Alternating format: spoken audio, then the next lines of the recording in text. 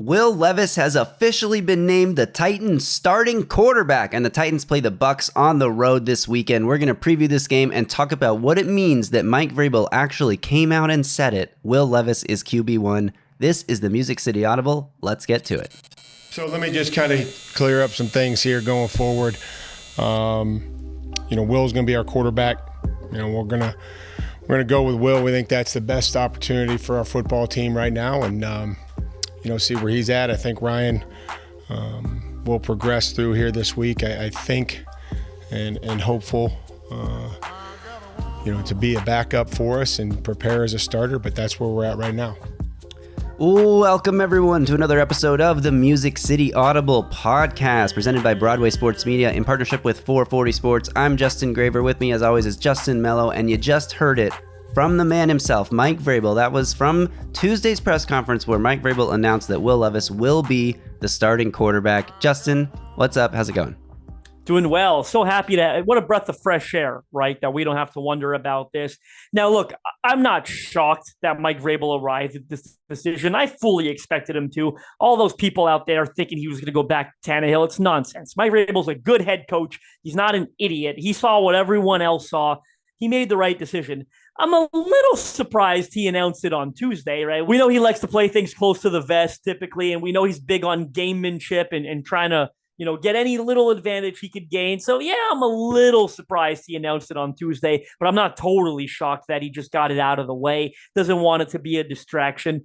I've watched it. I don't know if you have. I really appreciated the way he addressed Ryan Tannehill at the start of that and addressed the team and talked about what a pro Tannehill's been. And they've won so many games with him at quarterback and how he wants Tannehill to keep preparing like he's a starter. Because like they always say, you're one play away, right, from re-entering the game. So I thought that was a really nice touch that no one was probably going to focus on. 3 straight playoff appearances, an AFC championship game, a couple division titles, like absolutely approach the Tannehill thing the right way. And I really liked that. Yeah, I agree. And he said he told the team this morning that Will Levis would be the quarterback moving forward. And as you mentioned, yes, that Ryan Tannehill needs to continue to prepare like a starter, which we know Tannehill will. He was ready in 2019 when the last time he was a backup. He was ready to come off the bench then when they needed him. So if Will Levis were to go down in a game, it's nice for the Titans to have Ryan Tannehill as a backup option. However, they should have traded him. If Will Levis goes down and you got to put Malik Willis in, whatever, this season, it's not about this season anymore. It's about building the future of this team around your QB1 Will Levis. And speaking of building the team around your future QB1 Will Levis, let's talk a little bit about this upcoming matchup here. Titans get an extra rest period. They've been, historically under Mike Vrabel, they've always been good coming off extra rest. And hopefully that will have allowed some of these injuries, some of these banged up players to get healthier. Talking about in the secondary with Sean Murphy-Bunting and Roger McCreary, but I'm also talking about specifically the offensive line here. We're going to talk more about Will Levis and what him starting means for this team in a second, but let's talk about the offensive line because a lot of guys got banged up in that game. Most of them returned. Nicholas Petit-Frere, however, did not. Banged up his shoulder. He's undergoing shoulder surgery, so he's going to miss some time here. We saw, a few weeks ago in the Ravens game when Andre Dillard got benched for NPF at left tackle. Then Chris Hubbard goes down with a concussion against the Falcons. The next game, NPF slides back over to right tackle, and Andre Dillard comes back off the bench to play left tackle. Well, Andre Dillard's been one of the worst left tackles in football this season. You can't possibly put him back out there at left tackle now that you don't have NPF. We expect Chris Hubbard, with the extra rest, to be able to return from that concussion this week. He wasn't able to do it against the Steelers, but we expect him to be back this week, so he'll play right tackle. So the question is, who plays left tackle without NPF? Is it Andre Dillard, or do they finally turn to Dylan Radins and give him a shot? Yeah, I'd be extremely disappointed if it's not Dylan Radins. First thing, I want to talk a little about Nicholas Petit-Frere's sophomore season. Okay, what an absolute disaster. Yeah. And what a wasted year, right? Like, initially gets suspended 6 games for the gambling violation. They reduced it to 4 games. They made some amendments to the policy, I guess, because everyone's gambling. So they reduced the suspensions. He doesn't immediately reclaim his starting job, which I think was the right move because he's supposed to be the right tackle and Chris Hubbard was playing so well. Well, then Andre Dillard continues playing so poorly that they say, you know what, let's try him at left tackle. I guess he played okay in that game against Atlanta at that position, albeit, the Falcons don't have very good edge rushers. He slides back over to the right for the Pittsburgh game, which is supposed to be his natural position. And he was just awful in 12 snaps. I mean, he looked as bad as anyone could look playing just 12 snaps. I didn't have any faith in this pick when they made it. I really didn't. And it's just 2 years in, it's not been good. Going into next year, there will be time to talk about that, but I don't see any way how he should even be guaranteed a roster spot, to be blunt. Like he should have to compete for that swing tackle spot. There's no way they enter the year with him as a presumed starter. And if it was up to me, he's not guaranteed a roster spot, not by any stretch of the imagination. He's going to have to earn it. And I'm not even convinced he can earn it. I just don't think he's a very good football player. So it is what it is. Moving on. I'll be so disappointed if it's not Dillon Radunz. I mean, I've said that so many times, but Dillard was so bad against Pittsburgh. He's been so bad in most games he has played this season. Radunz comes in off the bench, plays right tackle in that game, and looks, pretty good, at least passable. I think if we're over, I think we could all agree it was passable, based on what he did at right tackle. And has Andre Dillard played passable this year at all? No, it's been disastrous essentially every single game. So very curious to see how Mike Vrabel handles that. There could be some other shuffling, although I don't think there will be. But until we know for sure, there's a question about Chris Hubbard there, like you mentioned. Maybe there's a question about, Daniel Brunskill and Peter Skoronski, who played through some injuries in that game. Maybe something swelled up on him after the game got worse as time progressed. Again, I'm not expecting that, but I'm curious to see if there's other questions that arise on the O-line. But as of now, the left tackle spot's a big, big question. And boy, I'll be pissed if it's not Dillon Radunz. Right, and you're going up against a defense that has a pretty decent pass rush. They haven't been super productive this year, tied with the Titans for 21 sacks, which is middle of the pack in the NFL this year. But Vita Vea returned from injury to play against the Texans last week. You got Joe Tryon-Shoyinka, former first-round pick out there. You got Shaq Barrett, former NFL sack leader on the other side. So it's not like this is a cupcake matchup. It's not like the Falcons, who weren't producing a lot of sacks because they don't have a lot of edge rusher talent. I'm not necessarily nervous, but I'm definitely interested. Like, you can't just come out here and not have your best pass protectors. And I don't know, Dillon Radunz might be one of their best pass protectors based on what we've seen from Andre Dillard this year, which is kind of crazy. But so this is a challenge here. Before we move on, I want to just remind everyone watching on YouTube to subscribe to the channel and drop a comment below. We're going to get into our game predictions a bit later on this show. Drop your game predictions below in the comments of this video. Let us know who's going to win, what your final score prediction is going to be. If anyone nails it, we'll shout it out on the next podcast. But moving on, let's talk about the quarterback situation here. So now that we know Will Levis will be the starter going up against a Bucs defense that is allowing the second most passing yards per game in the league. I just mentioned middle of the road in terms of sack numbers and production on that front. So not a very good pass defense. In fact, one of the worst pass defenses in the NFL. And what's really interesting is this game is coming right on the heels of C.J. Stroud setting rookie records for passing yards in a game, for passing touchdowns in a game. C.J. Stroud against the Bucs last week, 30 of 42 passing, 470 yards and 5 touchdowns.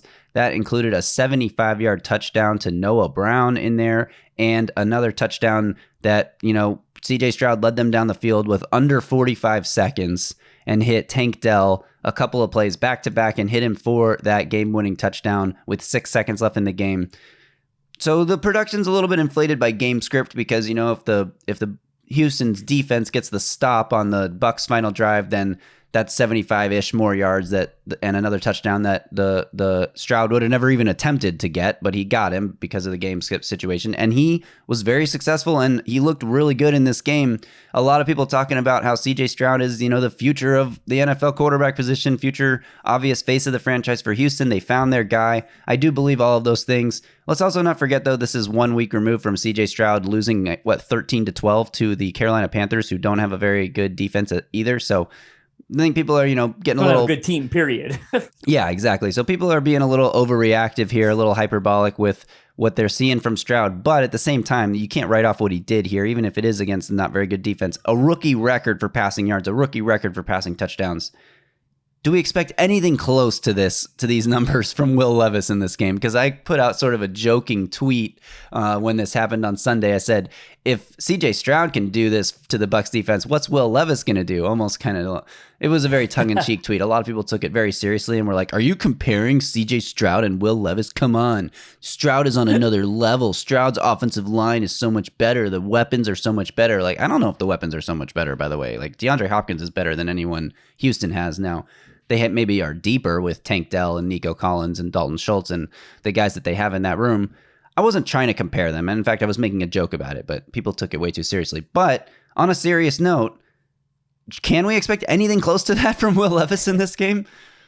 Well, I've got a lot to say about everything you just said. First thing, and this is not a Texans podcast, so I'm not going to spend a lot of time on it, but I don't think it's overreactive, by the way, to CJ. I think he's been really good all year long, like really, really good for like 95% of the time this year. So he is the real deal, Titans fans. I'm sorry to break it to you, but the Texans do have a franchise quarterback. If you're a Titans fan, what you can't hope for is that the Titans have one of their own. I love the narrative, right? Because I am very excited to see how Will Levis follows up this performance now. Direct competition, quote unquote, with CJ Stroud for a couple of reasons, right? They share the same division. They were drafted in the same draft. In fact, before the draft, if you're looking at it now, number 2 overall versus number 33 overall, no one expected the gap to be that large, right? Like Will Levis, could have been drafted before CJ Stroud, according to some of the pre-draft hoopla. So it's a very exciting comparison. And obviously holding him to that standard, despite what he did against Atlanta being similar in terms of, setting some rookie passing game records, it's not realistic per se, right? You're not going to expect that every week. In fact, I expect this game to be quite different. I don't know why. Maybe I shouldn't, but it's the Titans, right? This will probably be an uglier, low-scoring game. I'd be shocked if these two offenses trade blows, and go down the field each time the way those two were and go 30 for 30 and score 30 points each, if you know what I mean. So I'm expecting a different game, but I will say, and I wrote this in an article for Broadway that's coming out later this week, if Will Levis looks bad against this team or looks bad against this defense 1 week after CJ did what he did, I do think it's possible that the first sort of doubt, those little just pieces of doubt could start silently creeping into the Will Levis discussion. Yeah, that's totally fair. And I think that sometimes in the NFL, we see this happen where you get blown out 1 week or you give up a ton of passing yards 1 week. You go back to the drawing board in the meeting rooms that week and you correct a lot of those issues. So this could actually end up working against Will Levis. And it's a very much a week-to-week league. Teams often make these changes week to week, and they don't look the same 2 weeks in a row. And, sometimes a bad defense is a bad defense, and it is what it is. And that could be the case with the Bucs here. But I find it hard to believe that they're just going to go back and be like, oh, everything was fine in that game. We don't need to make any adjustments to our pass defense, even though we just gave up 470 yards and 5 touchdowns to a rookie quarterback. I think things could be more difficult on Will Levis because of that. On top of that, the Titans play a very different style of football than, most teams. They're very much want to ground and pound. And even with Will Levis, we've seen him make some phenomenal throws in his short time as the starter so far. We've seen him make, some questionable decisions, attacking too aggressively downfield. We mentioned it before halftime of the Falcons game. We mentioned it towards the end of the Steelers game when he's going deep on 4th and 4 when he has the option open to Kyle Phillips underneath for a first down. So he's making some of those mistakes. But also, the Titans offense with Will Levis there's been a lot of what I would call schemed throws in this offense where it's, behind the line of scrimmage, a throw that's sort of just like you follow the scheme. You don't make a read. You don't have a chance to make any kind of play on the ball. You have to just do what is called here, which is like throw a little screen out to a tight end or a wide receiver or a running back, or try to make that screen happen, even though the Titans offensive line is not good at running screens and they don't do a good job of like letting the defender through on purpose so they can get over to the next level where they're supposed to make their blocks in space in the open field. And the screens have been getting blown up against the Titans all year long. Will Levis has already had to dirt 2 in just 2 starts. So I don't necessarily think that the offenses are like, they're not letting Will Levis drop back on a consistent basis and just let it rip. 2-minute drive situation, yes, that's happening more often. But in the standard offense, like they're going to give it to Henry, they're going to give it to Spears a lot, and they're going to run these little screen plays that what they think is trying to make it easier on him, and it does make it easier on him. He doesn't have to read anything. He doesn't have to make a decision. He doesn't have to go through a drop and process through reads and then make a throw into coverage. It's a simple play where he just like gets the ball out of his hand quickly behind the line of scrimmage. So there's been a lot of those plays in this offense, which kind of takes away from the chance to see Will Levis go out there and execute a drop back passing game. And I don't know that that's going to change yet. it's only his third start, even if it is against a subpar defense, even if the Titans are falling further and further behind the division race, and you're getting to a point where you're kind of just like, I just want to see Will Levis and see what he can be and live with the results, because, we got to know going into this offseason if we can really rely on him to function a true drop back passing game at the NFL level. They haven't really got there yet, I don't think, and we'll see if anything changes on that front this week. I think that's a really fair point, but I do want to counter with, when we have seen him do it, he's passed those tests with flying colors. Like, it's not like he's not going through his progressions and making some impressive throws. In fact, I think some of his best throws have come when he's had to sort of cycle through progressions, like that one to Traylon Burks down the right sideline that got broken up at the last second. That was one. Remember, DeAndre Hopkins was the first read in the Atlanta game. DeAndre Hopkins slips. He comes off that read. He goes to Burks down the right sideline and throws just a beautifully accurate balls with a better defensive play. And I've talked about some of the instances where he's come up to the line of scrimmage, identified something pre-snap, and made checks and made calls at the line and audibled them into a better situation. So as much as he's a rookie quarterback, they should try to protect them with some easy stuff. It's not like it's all he's capable of doing, right? He has made some great throws when cycling through his reads, and he's made some good pre-snap identifications. I want to comment on what you said about the Bucs, because I thought that was a great point. About them correcting mistakes. Like, let's keep in mind, they've got a defensive-minded head coach in Todd Bowles, right? So that's going to be a source of pride for him, I think, after watching what happened to his defense on Sunday. And number two, it's not like they don't have a lot of talented players in the secondary. They do. In fact, they've got a more talented secondary, in my opinion, on paper than the Titans do, right? Carlton Davis is a good cornerback. Antoine Winfield Jr. is an outstanding safety. They've got Jamel Dean, who I've always liked there. They've got some young up-and-comers. Zion McCollum, Kayvon Merriweather was a guy that's coming out of Iowa. So they've got some talent in that secondary. So they're certainly capable of bouncing back and putting out a performance that maybe shuts down the Titans' passing attack. Yeah. One thing I'd like to see the Titans try in the passing game this week is to really get the tight ends involved, in particular Chigakonkwo, but I also think Josh Wiley, his snap count has been increasing, his usage has been increasing. He was targeted at the very end of that Steelers game on the potential, game-winning drive that ended in an interception, so he's been getting more reps out there. Dalton Schultz is coming off an 11-target, 10 catch for 130 yards in a touchdown game. His touchdown came in man coverage against Carlton Davis, a cornerback. So, Dalton Schultz is a talented receiving tight end. He's in that mold, of those guys, the Zach Ertz's, the Travis Kelce's, the guys that go out there and beat cornerbacks in man coverage. But I want to see if Chigakonkwo can have sort of a breakout game, because we've kind of been waiting for it all year. He's been dealing with drops. He hasn't been the same kind of tackle breaker that we saw in his rookie season. His efficiency numbers have plummeted from a yards per route run, yards per catch, yards run after the catch standpoint. Let's see if we can get him going in this game. I kind of want to see him breaking the defense down over the middle, seeing if he can take advantage of one-on-one matchups against cornerbacks who are smaller than him. Even though he's not the biggest tight end, he's got a big body. He's definitely a strong, big-bodied kind of guy. Let's see if Chigakonkwo can get going in this game, and to a smaller extent, Josh Wiley, because I think that's where you're going to find mismatches when you talk about such a talented secondary. You almost wonder if Carlton Davis travels with DeAndre Hopkins, although I don't think the Bucs have been having their top corner travel with a lot of top receivers. I would like to see it if, DeAndre Hopkins is being sort of taken out of the game by their best corner in double coverage or anything. Go to your other options. I think Kyle Phillips working underneath, and particularly the tight ends are going to have that mismatch if the Titans want to try to exploit it. That's something that remains to be seen, but do you think there's any chance we see that sort of breakout game from Chigakonkwo this week?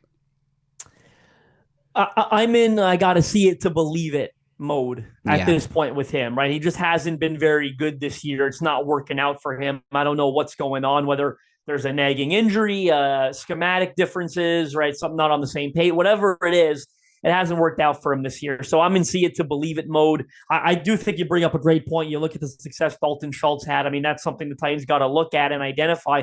I will make I don't know if it's a bold prediction, but I will say I bet Josh Wiley does get a target in the red zone this year.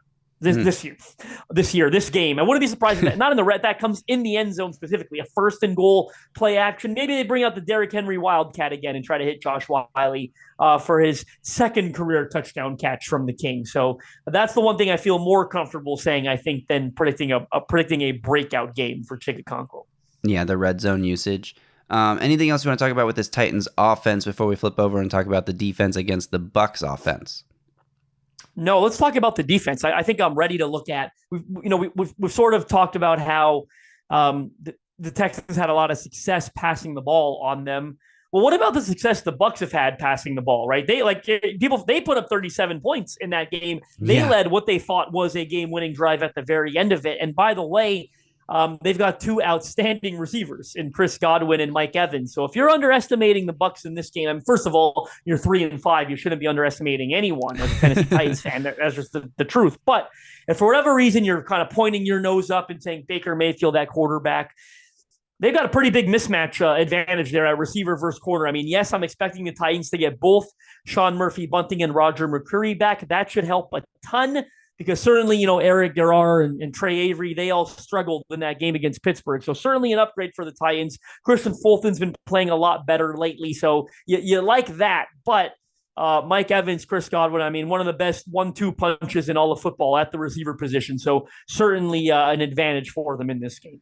Yeah, Mike Evans is on pace for yet another 1,000-yard season. I believe, if my math is correct, that would be his 26th 1,000-yard season in a row to start his career. It's one of the most underrated players in football history, first ballot Hall of Famer. Yeah, no, I'm kidding. It will be his 10th, though. If he stays healthy this year, he's going to put up his 10th straight 1,000-yard season, every season he's ever played in the league. He already has 5 touchdown catches this year. Last season, he had 6 throughout the entire season, and he's had 4 double-digit touchdown seasons in his career, but he's tracking for another one of those this year. And this is the matchup. If you're playing fantasy football and you got Mike Evans, you're playing daily fantasy, FanDuel, DraftKings, whatever, and you're looking at guys with good matchups this week, Mike Evans against this Titans secondary is a good one. And if Roger McCreary is not back yet, you mentioned Chris Godwin, who plays a majority of his snaps in the slot. If it's Chris Godwin against Eric Garrard in the slot, that is a mismatch that the Bucs are going to exploit too, especially with how often the Titans like to, switch up zone and man coverage. He's going to get his chances against man coverage there, running like horizontally across the field and asking a slot corner to keep up with Godwin. That entire, distance from sideline to sideline is going to create open plays for this Bucs offense. I just hope that the run defense can be better than what we've seen, because the Bucs running game has not been very efficient this year. Rachaad White has had a few good games here and there. He's gotten in the end zone a few times. He had 2 touchdowns against the Texans on Sunday. So he's doing okay. He was really good in that Houston game.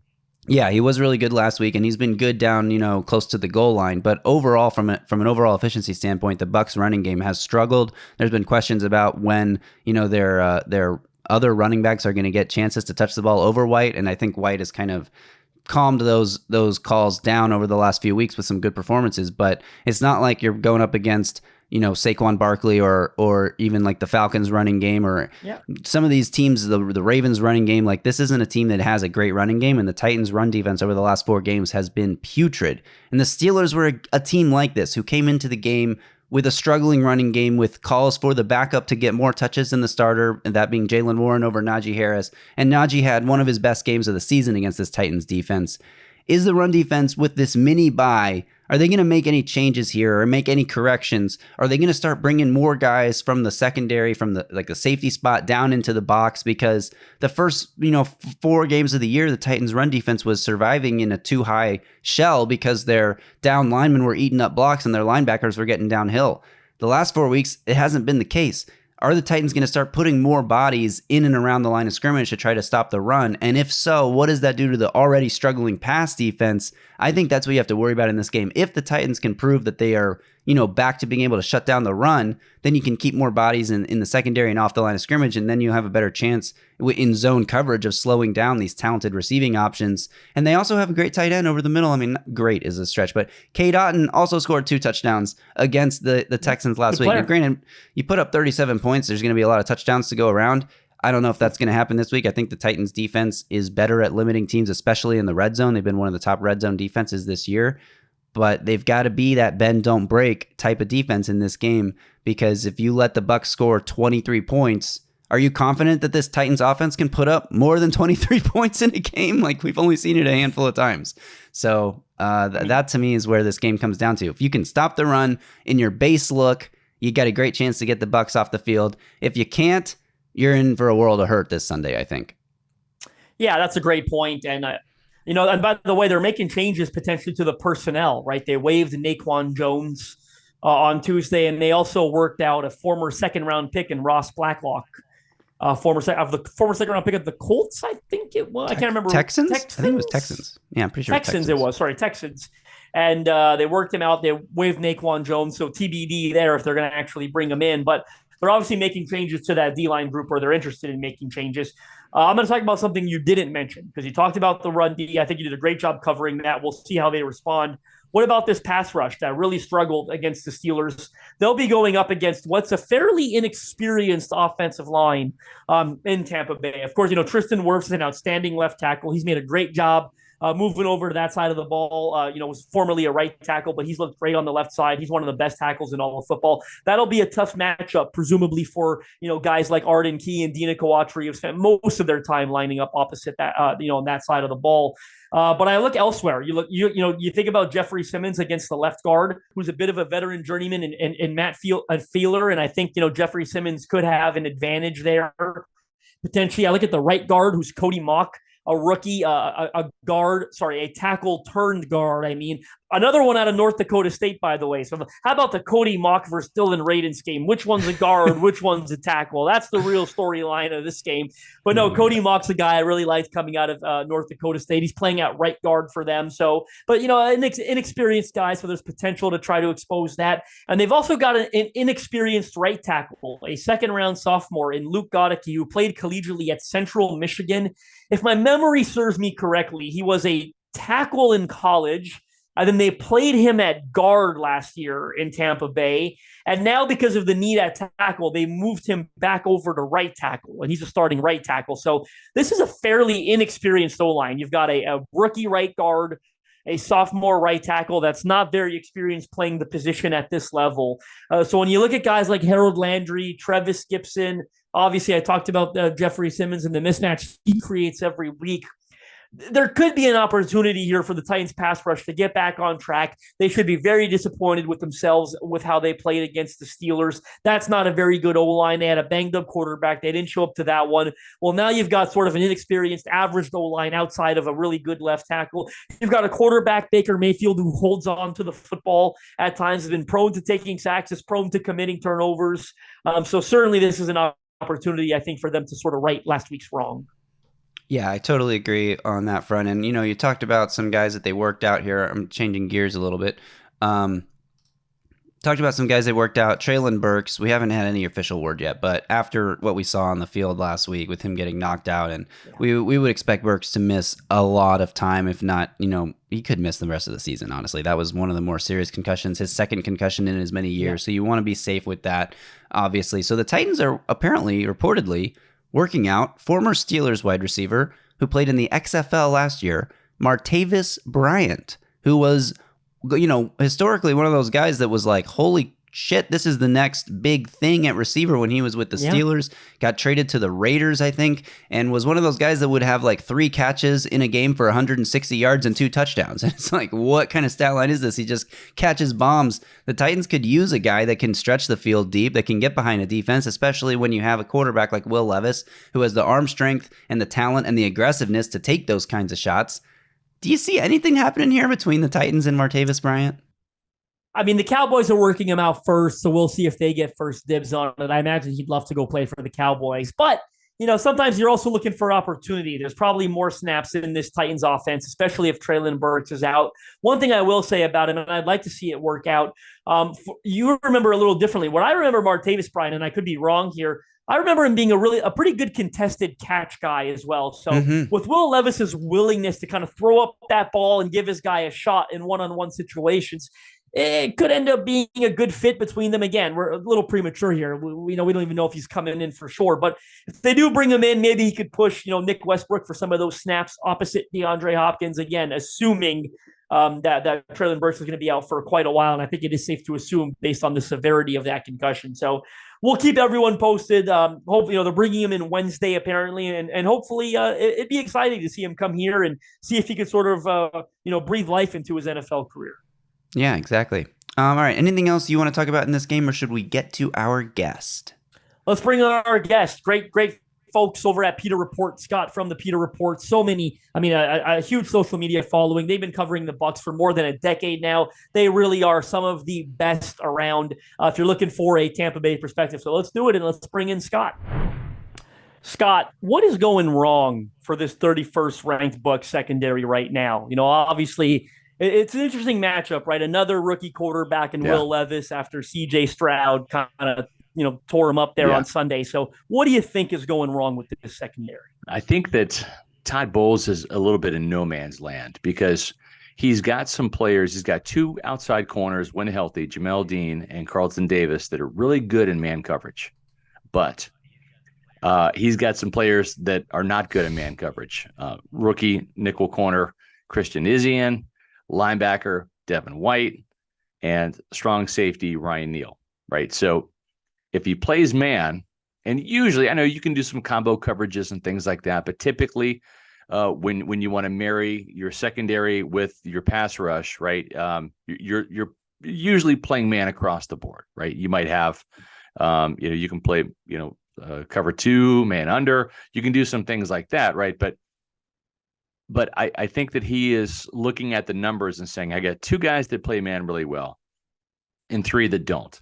So we're going to play more zone because that's a little bit less risk, a little bit less danger there. The problem is they're getting carved up in zone.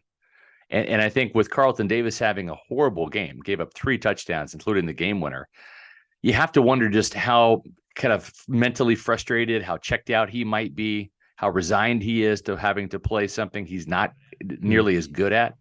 And he thrives in man, and he wants that challenge to say, it's cat coverage, right? I got that cat, you got that cat, and you follow him across the field.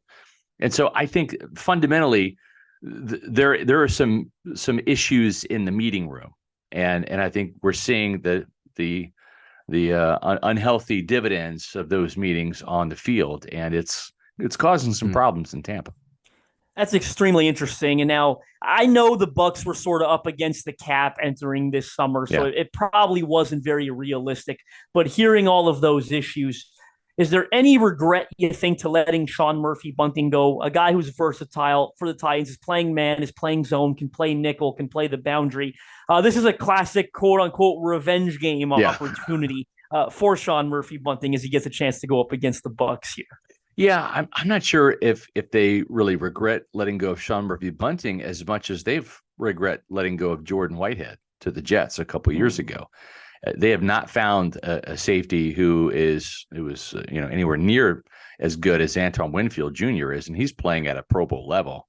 I think Jordan Whitehead is kind of a Pro Bowl light type player, right? Where he can make some plays. He's a solid player, really good player, run and pass.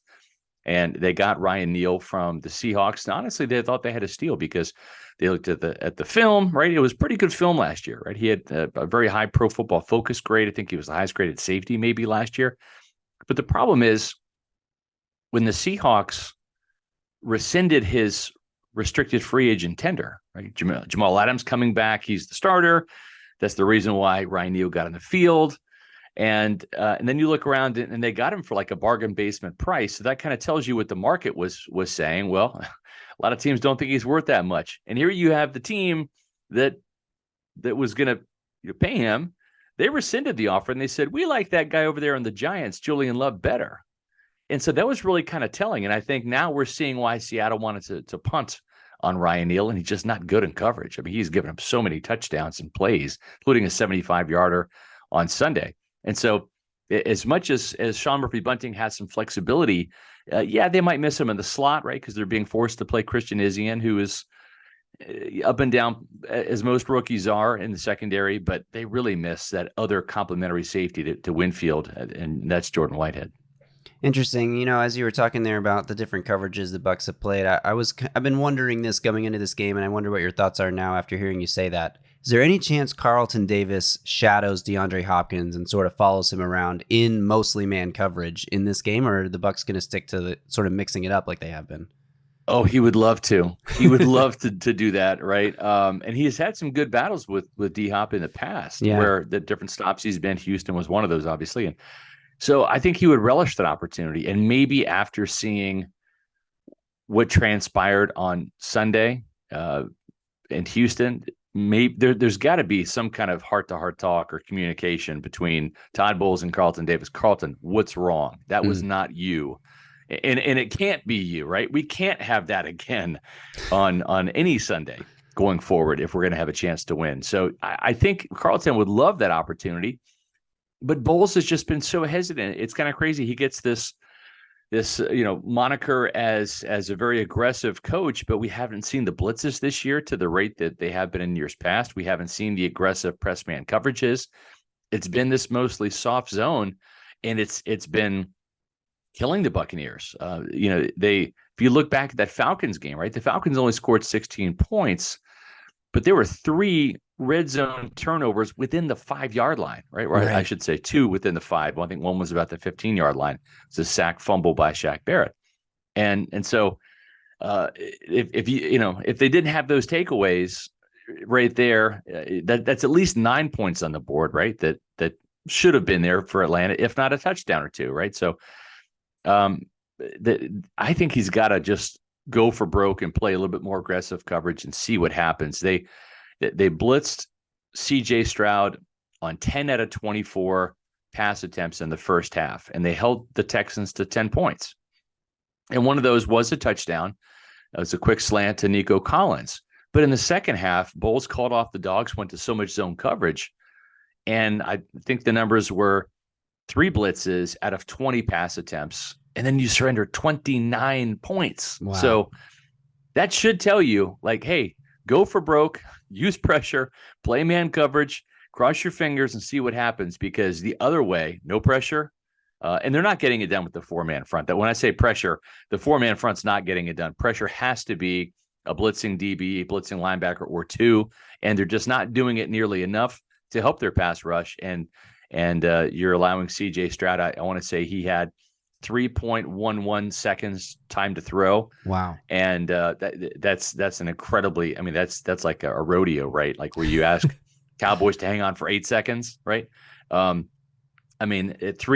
seconds is almost like 8 seconds in NFL time. So just an incredible amount of time for C.J. Stroud to look, find the open receiver, and he, Todd Bowles in the coverage made it easy on him. And before Graver gets to his next question, Scott, I just want to let you know this is a perfect get-right matchup then for the Bucs pass rush, because the Titans can't block anybody. So they might be able to get pressure sending 0 in this game. So it's good news for the Bucs. Well, I don't know, because the Falcons were, at the time, Desmond Ridder had been sacked 19 times. I think they got to him twice in that game, but Ridder had a bunch of scrambles.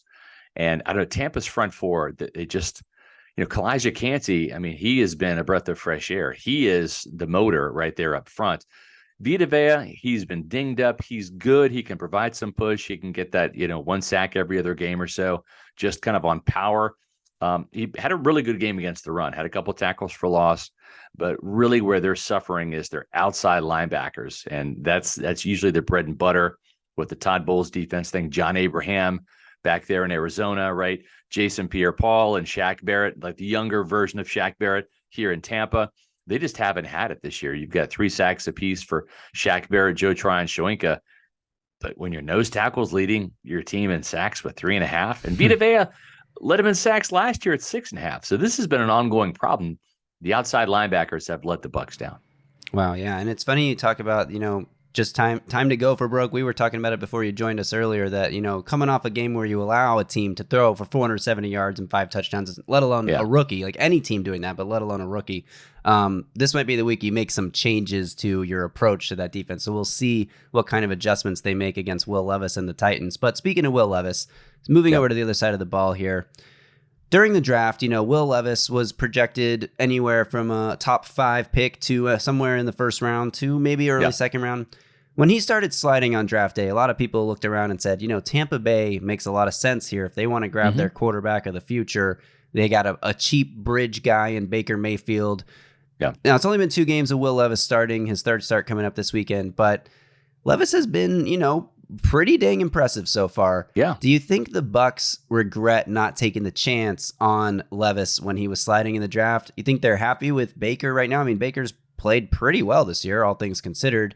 But is he the future of this team, or do you think they regret not jumping on Will Levis when they could? Well, it's interesting. You mentioned like the revenge game for Sean Murphy-Bunting. I think this is a revenge game for Will Levis. I think when the Bucs were on the clock at number 19, I think Will Levis was thinking, okay, finally, I'm going to get off off my butt and get up there and go meet the commissioner now, right? And it didn't happen. And I didn't think Levis was ever in play. We kind of heard through the grapevine that there were some things, not even really quarterback related, but more maybe like leadership, right? Like just personality and preparation and those kind of intangible things that maybe he was missing physically. He looks the part and can throw the heck out of the football, right? Time will tell if they really regret it, but I don't think the Buccaneers in this instance were ready to pull the trigger because they did sign Baker Mayfield. Like you mentioned, he is a bridge guy. They still had to find out about Kyle Trask, who they already had a second-round pick invested in. Mm-hmm. And so if you draft Will Levis in the first round, what has to happen, right? Like he's got to leapfrog Trask, and then you'd never find out if this guy can play or not. Then it's essentially a wasted second-round pick. And then what message are you sending Baker Mayfield, right? Where it's like, hey, you tell me I was going to come in here and go up against this unproven guy, Kyle Trask. Now all of a sudden you're drafting a quarterback in the first round, right? So am I on a short leash? I just don't think there would have been enough reps in training camp too, in a brand new offense, right? So there's a lot of things to consider. Dave Canales brought this system over from Seattle. Baker Mayfield's been a very good fit in it. I don't think he's the long-term answer in Tampa, but having said that, it's just, all right, now I'm a rookie play caller and I've got to develop a first-round draft pick, right? And I've got to get Baker, who's, a journeyman 1 minute and a franchise face of the franchise the next. And it would have been a lot to happen down here. But I think this will be a revenge game for Will Levis. I've been impressed. I've seen the tape on him. He's certainly, I think, has benefited from not starting day one. I think that's a huge mistake that so many teams do is they start rookies from day one. I think this is a better situation where you kind of get to go through half a season, understand the lay of the land. It's your rookie year. It's like kind of like freshman year on campus, right? It's like, imagine walking into class the first day and you got to take your final. It's like, whoa, wait a minute. This is my first day on campus. And so I think that the Titans have waited the appropriate amount of time. Obviously, Tannehill, he's never healthy, it seems. But, he's better than Malik Willis. So I've been impressed with what I've seen. I think he's going to come in and light the Bucs up. I really do. Titans fans certainly hope so. Yeah. Yeah, Titans fans are going to love that quote, Scott. We've spent a lot of time sort of talking about the weaknesses, right, about this Bucs team. You talked about the secondary. You've mentioned the linebacker, some of the pass rush. What are the strengths of this Bucs team right now, and where do you think they may have an advantage entering Sunday? Prior to Sunday, I would have said maybe the defense was the strength because they were doing a pretty good job not allowing points, but they allowed 39 points to a rookie quarterback. And I don't know that that's necessarily an aberration. I don't think that the Titans are going to score 39 points. They might not even score 29 points. But I think there are some systemic issues on defense that were it was like a slow burn, kind of like a slow build. And so when it happened, I don't think that this fire has been extinguished just after 1 week where you can just chalk it up and say, okay, well, it ignited and we put the fire out. No, I think there's some smoldering embers there. So I don't know where the strength is on this team. They're not getting enough pressure on the quarterback. They're not creating enough takeaways. The starting secondary has yet to record an interception. Kalijah Kancey is a bright spot. Levante David is playing like he is punched Father Time in the face and like knocked him out. He's playing like he's 23, not 33. It's crazy. Wow. He's actually playing better than Devin White, who's playing awful football. He's in a contract year, and the Bucs are not going to re-sign him. He's delusional. He thinks he's going to get $18-20 million a year. He'll be lucky to get what he's getting this year, which is $11.7 million on a one-year deal elsewhere. So that's a problem that the Bucs are also having to deal with. Mike Evans is still having a good year when they get him the ball. I just don't think that they're doing enough to really force feed Mike, and he's their best weapon. Still going strong at age 30. He's going to have barring any injuries, he's going to have his 10th 1,000-yard season in a row. Future Hall of Famer. Chris Godwin's good when they get him the ball. I just don't know that this coaching staff, it seems like it's whack-a-mole right now, right? Where it's like you've got all of a sudden, like they can't run the ball, right? Boom, we'll throw the ball. Well, then, Chris Godwin's not getting the ball. Boom, well, we'll do this. And then defensively, we're not getting enough sacks. Okay, we'll blitz more. And then, we're not getting home and all of a sudden we're giving up touchdowns. Boom. So I think there's a lot of things in disarray right now in Tampa Bay. They need a win desperately. They've lost 4 in a row. They're 1-3 at home, so they're actually better on the road. but it just seems like this thing is spiraling out of control right now. And there's a lot of pressure on a lot of people in the building, and I don't know that they're going to turn this around.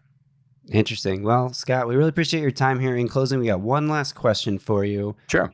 Prediction question. We do this with all our guests on our preview shows. How do you see this game unfolding? Sort of give us like a game flow prediction. And then if you have, if you're up for it, maybe a final score prediction as well. What do you think? Well, I think that this is going to be kind of a low scoring game, right? At its root, you've got a Todd Bowles defense that's pretty good stopping the run, right? And if they can stop King Henry from going wild, I think they'll have a pretty good chance to hold the Titans to 24 points or less.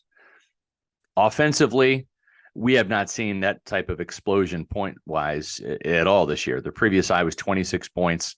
The Buccaneers scored 37 points. It was the first time that they have lost scoring 20 points or more, that they really struggle to score in a lot of these games. So I think that given the outcome of last week, they would have loved to have saved some of those points for this week, but you can't do that, right? So having said that, I think this is going to be kind of a defensive slugfest a little bit.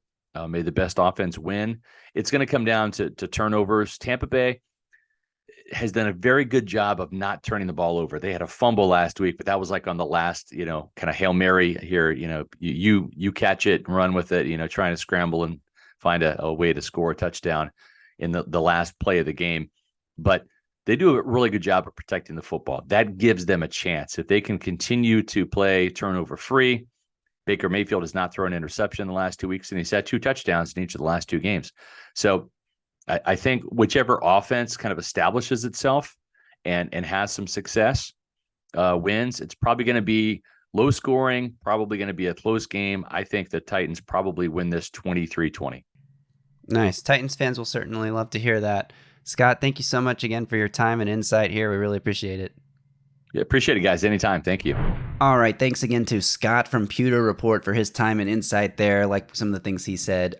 Justin, it's time now for our game predictions as we close out this podcast. What have you got for us, Titans Bucs on Sunday? I'm reluctantly going to go with a Titans win. I'm going to do it. I'm going to go 26-20 Titans. I think Will Levis has a third really good game in a row, keeps looking like a franchise quarterback, moves the offense down the field consistently. Titans score 26. They'll never score 30 ever again. But they score 26. They win the game 26-20. Will Levis looks good. We keep being excited about his potential. He'll be 3-0 in terms of performance-wise. 3 great performances, 0 bad performances. Franchise quarterback for the Tennessee Titans, Will Levis, 26-20. Boom. Love that. I am also going to predict a Titans win reluctantly, as you said, because at the same time, it's not the worst thing in the world if they just keep losing games and Will Levis looks great and then they get a high draft pick to build around their future franchise quarterback.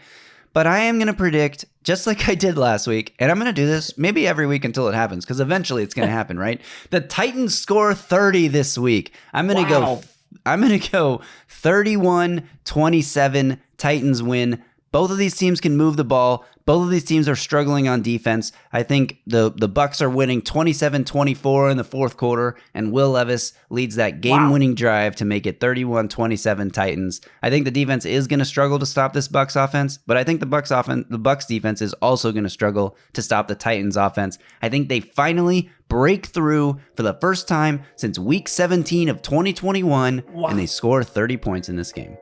Am I crazy? 30 points in this economy? Are you kidding me? You look around the league and it's like some teams are scoring 30 points in their sleep. It's so frustrating. The Ravens to have see done it in 3 straight games. Yeah, exactly. Lamar Jackson has 9 touchdown passes this year. They've scored 30 points in 3 straight games. And they absolutely dominated a pretty decent Seahawks team. The Vikings scored 31 points last week with Josh Dobbs at quarterback. Come on.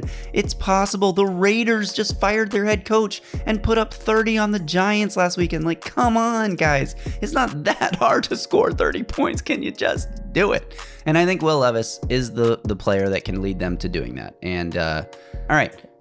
that will do it for this episode. Thanks to everyone for still tuning in. Remember to drop your game predictions in the comments below. Subscribe to the YouTube channel.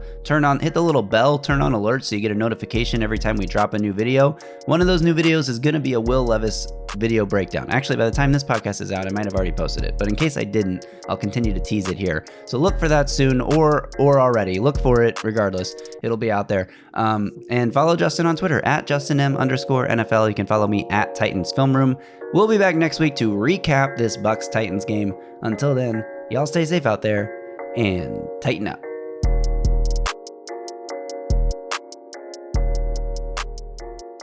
A Broadway sports media production.